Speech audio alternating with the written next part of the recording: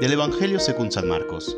En aquel tiempo, el Espíritu impulsó a Jesús a retirarse al desierto, donde permaneció 40 días y fue tentado por Satanás.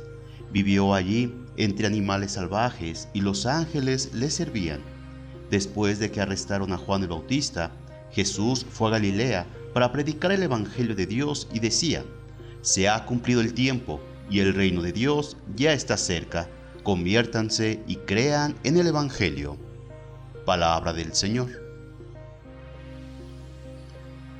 Jesús ha recibido en el bautismo el Espíritu que ahora lo empuja al desierto, lugar de duras pruebas, pero también de encuentro con Dios. En el Antiguo Testamento, el evangelista nos explica que Jesús estuvo en él durante 40 días, refiriéndose a los 40 años por el desierto que pasó el pueblo de Israel, a los 40 días de Moisés en la montaña, a los 40 días de Elías en el Horeb, textos que nos remiten a la alianza de Dios con su pueblo. El término Satanás aparece 5 veces en el Evangelio de Marcos y siempre en la primera parte del Evangelio, pese a que el mal está presente en toda la narración. El Jesús de Marcos es el destructor de Satanás, un poder que actúa en la enfermedad, en la locura, en la opresión humana. Nada más iniciarse el Evangelio, encontramos las tentaciones de Jesús, a través de las cuales los demonios intentan destruirlo para incapacitar su voluntad y misión, como lo consiguieron en el primer Adán. Marcos, en los versículos que presenta como Jesús es tentado por Satanás, recuerda diferentes fragmentos del libro del Génesis y por lo tanto evoca la figura de Adán, el primer hombre.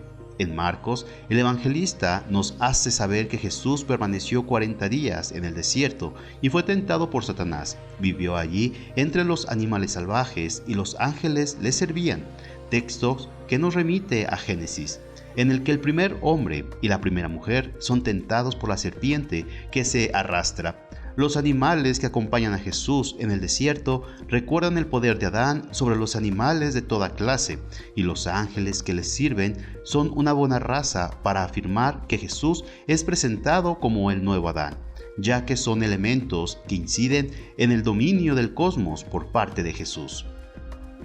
En definitiva, Marcos caracteriza a Satanás como el señor de la oscuridad que afecta posesiones demoníacas, provoca enfermedades físicas y psíquicas, crea el caos en el mundo y aleja a la gente de la voluntad de Dios.